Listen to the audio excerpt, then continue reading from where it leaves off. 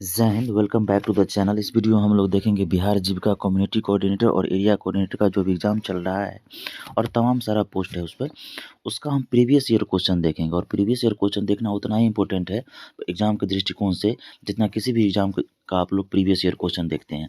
Previous year question देखने से एक अंदाज़ा लग जाता है कि इसमें क्या पूछा जाता है। एक्चुअली इस बार जो है एग्ज़ाम का पैटर्न चेंज हो चुका है, लेकिन फिर भी प्रीवियस ईयर क्वेश्चन देखना बहुत इंपॉर्टेंट हो जाती है। इससे ये पता चलता है कि एग्ज़ाम में एक्चुअली पूछा क्या जा रहा है। जैसे कुछ अलग सिलेबस में इसमें सब्जेक्ट नॉलेज से 20 नंबर का पूछा जाएगा इस बार, और कंप्यूटर से 10 नंबर पूछा जाएगा। तो इस हिसाब से आप लोग अच्छे से प्रीवियस ईयर क्वेश्चन अवश्य देखकर जाइएगा। हम लोग अच्छे से प्रीवियस ईयर क्वेश्चन को देखते हैं। इसमें हमारे पास जो है 2019 का क्वेश्चन हमारे पास है, ठीक है? आप लोग अच्छे से इसे देखकर जाइएगा। 2019 में एक्चुअली एग्ज़ाम जो हुआ था वो 5000 प्लस सीट पर हुआ था। उसको जो है हम लोग इसमें देखने का प्रयास करेंगे, ठीक है? हम लोग चलते हैं प्रीवियस ईयर क्वेश्चन के फर्स्ट क्वेश्चन की ओर। देख लीजिए, इसमें लिखा हुआ 19 के पाठ्यक्रम से 2025 जीविका का पाठ्यक्रम में बहुत बदलाव किया गया है। इसमें 20 मार्क का जो है सब्जेक्ट नॉलेज जो एक्स्ट्रा पूछ दिया गया है। एक्चुअली 20 मार्क का सब्जेक्ट नॉलेज इस पिछले प्रीवियस ईयर क्वेश्चन में सब्जेक्ट नॉलेज पूछा जाता था, ठीक है? उस हिसाब से थोड़ा-सा मार्क का प्रोसेस इसमें किया गया है, लेकिन पैटर्न सेम रहेगा, पूछने का दृष्टिकोण सेम रहेगा। चलिए हम लोग चलते हैं फर्स्ट क्वेश्चन की तरफ। हम लोग अच्छे से पूरा डिटेल के साथ हम लोग देखते हुए आगे बढ़ेंगे। चलिए देखते हैं हम लोग आज का फर्स्ट क्वेश्चन क्या बोलता है। हम लोग सबसे पहले स्टार्ट करेंगे कंप्यूटर नॉलेज से। किससे बात करेंगे? कंप्यूटर से बात करेंगे, ठीक है? कंप्यूटर में सबसे पहला क्वेश्चन है, फेसबुक, माई स्पेस और ट्विटर किसके उदाहरण है? जैसे आप लोग फेसबुक चलाते हैं, व्हाट्सएप चलाते हैं, माई स्पेस चलाते हैं, ट्विटर चलाते हैं, ये क्या है? एक्चुअली ये किसका उदाहरण है? ये इस क्वेश्चन में बोल रहा है। तो याद रखिएगा, ये सब क्या है? एक तो सोशल मीडिया नेटवर्क है। क्या है? सोशल मीडिया नेटवर्क साइट है, जहाँ पे हम लोग जो है कोई भी चीज़ पोस्ट करते हैं, ठीक है? ऑनलाइन जाते हैं और व्यक्तिगत प्रोफाइल बनाते हैं, और दूसरों के साथ क्या होता है उसमें हमें रिलेशनशिप, सामाजिक संबंध बनाते हैं। चलिए क्या हो जाएगा? सोशल नेटवर्किंग साइट है ये सब। नेक्स्ट क्वेश्चन है, गूगल एक सबसे लोकप्रिय क्या है? गूगल क्या है? गूगल क्या है? एक लोकप्रिय जो है सर्च इंजन है। क्या है? सर्च इंजन है, ठीक है? वहाँ पे जाके कोई भी चीज़ हम लोग को जानकारी अगर प्राप्त करनी रहती है तो वहाँ जाके हम लोग सर्च करते हैं और हमें जानकारी मिल जाती है। एक मानक दस्तावेज के साथ नाम और पते को संयोजित करने की क्षमता को क्या कहते हैं? एक मानव डॉक्यूमेंट के साथ नाम और पता को संयोजित करने की क्षमता को क्या कहते हैं? याद रखिएगा, एक मानक दस्तावेज के साथ नाम और पते को संयोजित करने की क्षमता को मेल मर्ज कहा जाता है। याद रखिएगा, क्या कहा जाता है? मेल मर्ज कहा जाता है। मेल मर्ज कहा जाता है। यह जो है आपको एक टेम्पलेट दस्तावेज के रूप में डेटा स्रोत अवेलेबल करवाती है। याद रखिएगा। नेक्स्ट क्वेश्चन है, कंप्यूटर नेटवर्क की वेब जो दुनिया भर के उपयोगकर्ताओं को एक दूसरे के साथ बातचीत करने के लिए जोड़ती है, उन्हें किस प्रकार वर्गीकृत किया जाता है? कंप्यूटर नेटवर्क की वेब जो दुनिया भर के उपयोगकर्ताओं को एक दूसरे के साथ बातचीत करने के लिए जोड़ती है, याद रखिएगा, उसे इंटरनेट के रूप में हम लोग क्या करते हैं? इंटरनेट रहेगा तो ही हम दुनिया में एक कोने से दूसरे कोने में आराम से कनेक्ट हो सकते हैं, बातचीत कर सकते हैं। जैसे डब्ल्यू हो गया, ईमेल हो गया, ऑनलाइन स्ट्रीमिंग हो, जैसे कोई भी सोशल मीडिया सेवा हो गया, वो सब इंटरनेट के माध्यम से ही रन करती है। 5 नंबर क्वेश्चन है मेरे भाई, डेटा संसाधित करने के लिए कंप्यूटर्स भाषा का उपयोग करते हैं। डेटा संसाधित करने के लिए किस कंप्यूटर भाषा का प्रयोग करते हैं? याद रखिएगा, बाइनरी का प्रयोग करते हैं। बाइनरी क्या है? एक संख्या प्रणाली है। वह जो है 0 और 1 इसमें उपयोग होता है। क्या उपयोग होता है? 0 और 1 उसमें उपयोग होता है, और ये अंक जो होता है जिसे बिट्स बोला जाता है। क्या है? बिट्स बोला जाता है। चलिए, पहले 5 क्वेश्चन ही कंप्यूटर का पूछा जाता था। अब जो एग्ज़ाम हो रहा है न्यू पैटर्न के साथ, उसमें 10 कंप्यूटर का पूछा जाएगा आप लोगों को, ठीक है? देख लीजिए कंप्यूटर का स्टैंडर्ड क्या रहता है, आप लोग अच्छे से उसको देख लीजिए और अच्छे से उस हिसाब से ही तैयारी करके जाना है। चलिए, और नेक्स्ट क्वेश्चन हम लोग देखते हैं मैथ। मैथ का क्वेश्चन है, यदि एक समबाहुभुज के आंतरिक कोणों का योगफल 1260 डिग्री है तो समबाहुभुज में कितनी भुजाएं हैं? वेरी इंपॉर्टेंट क्वेश्चन है। ये जो क्वेश्चन है एनटीपीसी का एग्जाम, रेलवे का तमाम एग्जाम का हिट लिस्ट क्वेश्चन है, तो हमें याद रखना है मेरे भाई। समबाहुभुज के आंतरिक कोणों का योगफल जब भी बोले याद रखिएगा, तो समबाहुभुज के आंतरिक कोणों का योगफल क्या होता है? n-2 into 180 degree. क्या होता है? n-2 into 180 degree. और क्या हो, इसका योगफल कितना दिया हुआ है? तो 1260 डिग्री। यहाँ से n का मान आप लोग आराम से निकाल लीजिएगा। तो n का मान कितना निकलेगा? यहाँ से 9 निकल जाएगा। कितना निकल जाएगा? 9 निकल जाएगा। समबाहुभुज के आंतरिक कोणों का योगफल दिया हुआ है 1260, लेकिन एक्चुअली समबाहुभुज के आंतरिक कोणों का योगफल होता है क्या? n-2 इंटू 180 डिग्री बराबर 1260। n का मान निकाल दीजिएगा। चलिए नेक्स्ट क्वेश्चन देखते हैं।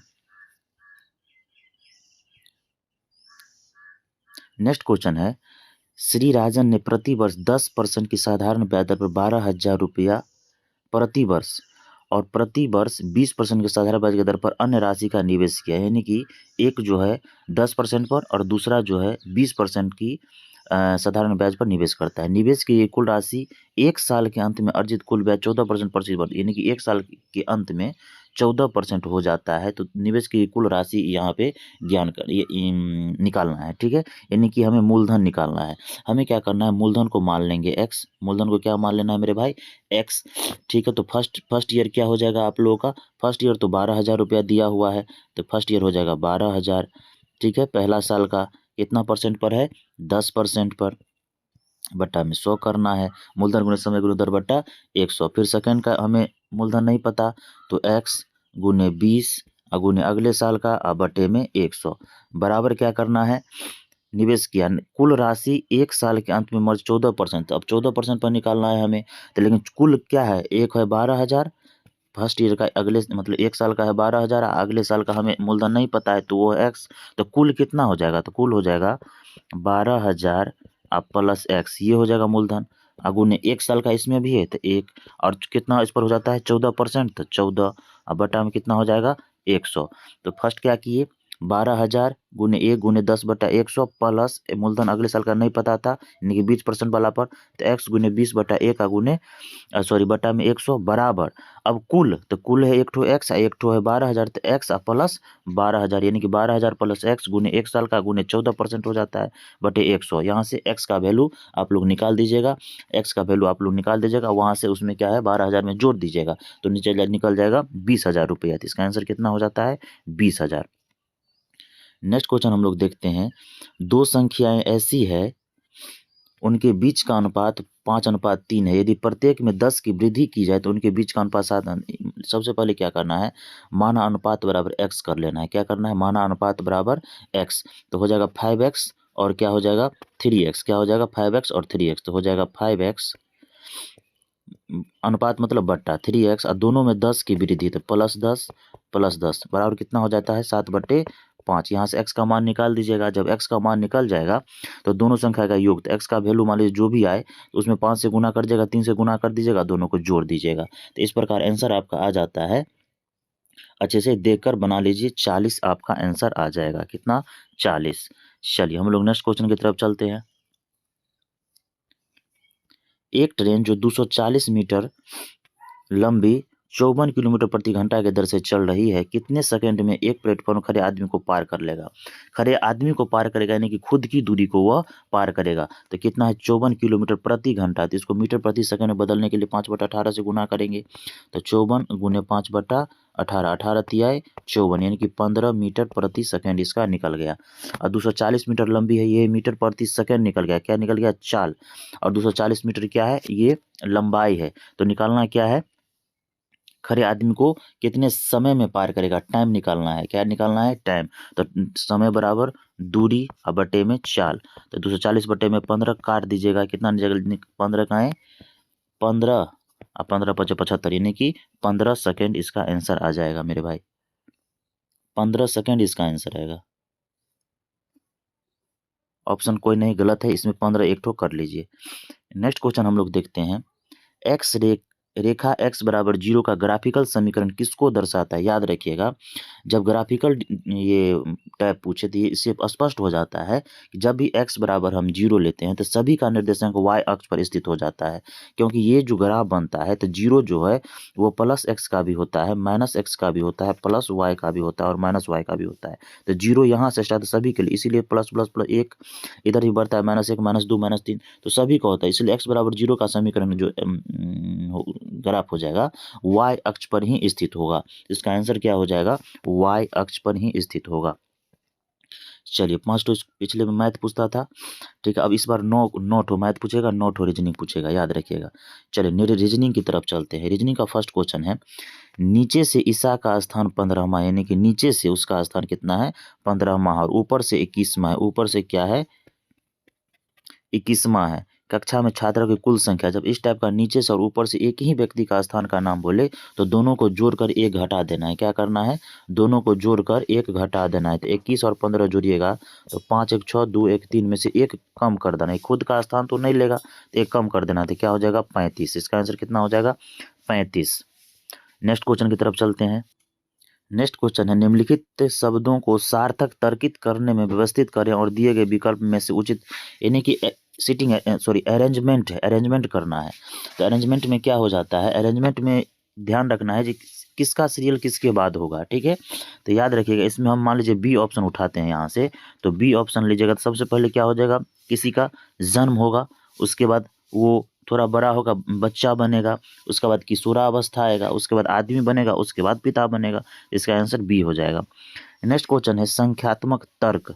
तर्क दिया हुआ है 9 + 3 से इतना होता है, 11 + 7 से इतना होता है और 6 + 3 से, इसको क्या है 6 + 3 से कितना होगा सो यहाँ पे बोल रहा है।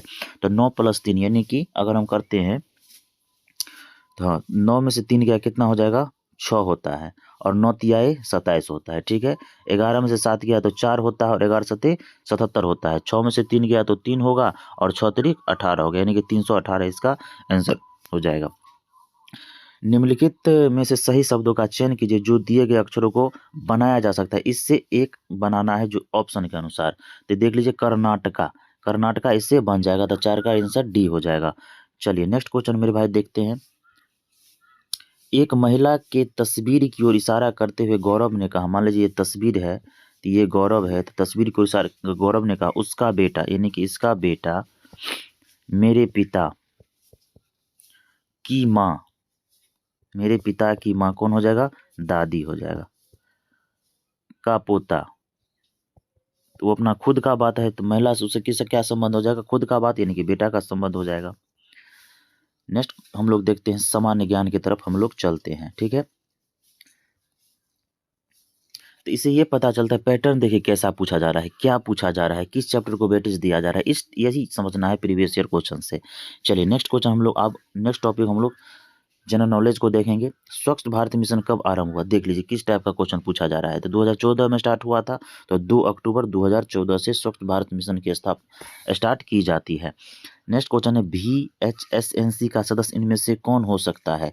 VHSNC यानी कि VHSNC का मतलब होता है ग्राम स्वास्थ्य और स्वच्छता और पोषण समिति। इसका जो सदस्य हो सकता है पंचायत के निर्वाचित सदस्य हो सकते हैं इसका सदस्य, यानी कि 2 का डी हो जाएगा।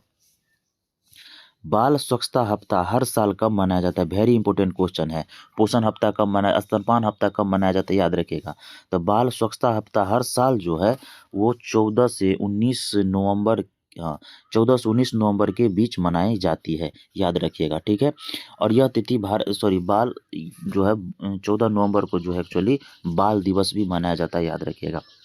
अम्लीय वर्षा किसके कारण होता है, तो सल्फर डाइऑक्साइड, अम्लीय वर्षा जो होता है वो होता है सल्फर डाइऑक्साइड के कारण, यानी कि नाइट्रोजन ऑक्साइड और सल्फर डाइऑक्साइड के मिश्रण से हो जाएगी। तो 4 का ए आंसर हो जाएगा भाई। निम्नलिखित में से किस संस्था के द्वारा भारत के शासकीय आपराधिक आंकड़ों का रखरखाव किया जाता है, यानी कि शासकीय आपराधिक आंकड़ों का रखरखाव जो है NCRB के द्वारा किया जाता है। तो NCRB का फुल फॉर्म भी बहुत पूछा जाता है। तो NCRB का पूरा हो जाता है national crime record bureau, national crime record bureau, याद रखिएगा। क्रिमिनल इन्वेस्टिगेशन ऑफ, याद रखिएगा, सेंट्रल ब्यूरो ऑफ इन्वेस्टिगेशन, याद रखिएगा। NRETP का पूरा नाम क्या है, NRETP का पूरा नाम क्या है? तो NREP का पूरा नाम है national rural entrepreneurship transformative project, याद रखिएगा। ठीक है, तो 6 का हो जाएगा B, national rural entrepreneurship transformative project. Next है बिहार में बकरी नादा नस्ल का वजन समान रूप से कितना होता है? तो समान रूप से हो जाता है 15 से 20 किलो के दोनों हो जाता है। तो इसमें कोई 15 से 20 किलो के एवरेज में हो जाता है। इसका आंसर देख लीजिएगा, 15 से 20 के बीच में होता है फिक्स, इसका कोई नहीं बता सकता है। ठीक है, भारत के प्रतीक के आधार प्लेट के नीचे खुदे सत्यमेव जयते किसके लिए है? सॉरी, कहाँ से लिया गया है? तो मुंडकोपनिषद से लिया गया है, याद रखिएगा, सत्यमेव जयते। रक्त में लाल रक्त कोशिकाओं की कमी से क्या हो जाता है? हीमोग्लोबिन के कारण से जो है हीमोग्लोबिन के कारण से खून का रंग जो है लाल होता है। तो रक्त में लाल रक्त कोशिकाओं की कमी से क्या हो जाता है? याद रखिएगा, लाल रक्त के कमी से जो हो जाए एनीमिया नामक रोग हो जाता है, हमेशा याद रखिएगा, जिसे रक्ताल्पता कहते हैं, एनीमिया हो जाता है। ठीक है, नेक्स्ट क्वेश्चन है SBM का पूरा नाम क्या है? SBM का पूरा नाम है स्वच्छ भारत मिशन। क्या है? स्वच्छ भारत मिशन SBM का पूरा नाम है। इसकी जो है यह अभियान जो है 2 अक्टूबर 2014 से लागू की गई थी, याद रखना है। बहुत ज़्यादा पूछा, दीनदयाल उपाध्याय से तो भर भर के क्वेश्चन पूछा जाता है, याद रखिएगा। सूचना का अधिकार अधिनियम 2005 के तहत जीविका का अपीलीय अधिकार कौन है? सूचना का अधिकार अधिनियम 2005 के तहत जीविका का अपीलीय अधिकार कौन है? तो जीविका का अपीलीय अधिकार हो जाएगा विशेष ड्यूटी पर अधिकारी, यानी कि OSD। सूचना का अधिकार 2005 के अधीन जीविका का अपीलीय अधिकारी विशेष ड्यूटी पर अधिकारी, यानी कि OSD हो जाता है। चलिए, नेक्स्ट क्वेश्चन है लोहिया स्वच्छ भारत अभियान के मिशन निर्देशक कौन है? लोहिया स्वच्छ भारत अभियान के मिशन के निर्देशक कौन होते हैं? याद रखना है, चीफ एग्जीक्यूटिव ऑफिसर ऑफ जीविका उसे कहा जाता है, चीफ एग्जीक्यूटिव ऑफिसर ऑफ जीविका। निम्नलिखित में से किस खिलाड़ी को क्रिकेट में टर्मिनेटर कहा जाता है? टर्मिनेटर को उपाधि से जाना जाता है हरभजन सिंह को। किसे? हरभजन सिंह को। नेक्स्ट क्वेश्चन है 14 नंबर, भारत के संविधान में कितने प्रकार के आपातकाल का उल्लेख है? 3 प्रकार के जो है आपातकाल का वर्णन भारतीय संविधान में किया गया है, याद रखना है। एक तो होता है राष्ट्रीय आपातकाल हो जाता है, यानी जिसे अनुच्छेद 352 के तहत रखा जाता है। दूसरा हो जाता है वित्तीय आपातकाल, और एक हो जाता है राष्ट्रपति शासन, याद रखना है। तो राष्ट्रपति शासन का उल्लेख जो अनुच्छेद 356 के तहत है, और जो एक तो लास्ट वित्तीय आपातकाल 360 के अंतर्गत आ जाती है। जीविका के संदर्भ में CF का पूरा नाम क्या है? तो CF का पूरा नाम हो जाता है क्लस्टर फैसिलिटेटर। ठीक है। सामान्य बकरी समानतः नस्ल की होती है। समानतः जो बकरियां होती है किस नस्ल की ज़्यादातर हमारे यहाँ पाई जाती है? याद रखना है, वो होता है बंगाली नस्ल का। लेकिन जो है जमुनापारी जो है ये भी बकरी का नस्ल ही है। भारतीय संविधान की 8वीं अनुसूची में कितनी भाषाओं का उल्लेख है? तो 22 भाषाओं का उल्लेख है, हमेशा याद रखना है। भारतीय संविधान की 8वीं अनुसूची में 22 भाषा का उल्लेख किया गया है। मूल रूप से पहले 14 था, लेकिन अब 22 भाषाओं का उल्लेख है। सुल्तान अजलन शाह कप निम्नलिखित में किस खेल से संबंधित है? तो सुल्तान अजलन शाह का संबंध हॉकी से है, याद रखना है। और यह जो है पुरुष वर्ग का जो है मलेशिया में आयोजित किया जाता है। कौन सा जिला लाख चूड़ी बनाने के लिए प्रसिद्ध है? बिहार का कौन सा जिला जो है लाख की चूड़ी बनाने के लिए प्रसिद्ध है? तो हमेशा याद रखना है, मुजफ्फरपुर साइड का जो एरिया है वो लाख चूड़ी बनाने के लिए प्रसिद्ध है बिहार में। भारत किस दिन विश्व शौचालय दिवस देख लीजिए, पैटर्न हमेशा देखिए, दिवस से भी क्वेश्चन पूछा जा रहा है, तो दिवस को भी हम लोग को देख के जाना है। तो विश्व शौचालय दिवस कब मनाया जाता है? 19 नवंबर को। कब? 19 नवंबर को मनाया जाता है। इनमें से कोई नहीं हो जाएगा। NRLM की सरकारी वेबसाइट है, तो जीविका.gov.in जो है NRLM का जो है राष्ट्रीय ग्रामीण आजीविका मिशन, इनका जो पूरा नाम हो जाता है वो इनका साइट है, वेबसाइट है। ISWM पूर्ण रूप क्या है? ISWM का पूरा नाम है इंटीग्रेटेड सॉलिड वेस्ट मैनेजमेंट। क्या हो जाएगा? Integrated solid waste management, C हो जाएगा 22 का। 23 नंबर क्या बोलता है मेरे भाई, निम्नलिखित में से किसे 2018 का time person of the year, 2019 का क्वेश्चन है, 2018 का करंट पूछा गया था, इसीलिए 24 और 25 दोनों का आप लोग को देकर जाना है। उस हिसाब से इसका आंसर था जमाल खगोसी। नेक्स्ट क्वेश्चन है MIS का पूरा रूप क्या है? MIS का पूर्ण रूप क्या है? तो MIS का पूर्ण रूप क्या है? याद रखिएगा, management information system. Management information system B हो जाएगा। नेक्स्ट है SIC का पूर्ण रूप क्या है? SIC का पूर्ण रूप क्या है? SIC का पूर्ण रूप है state information commissioner. State information commissioner SIC इसका पूरा नाम है।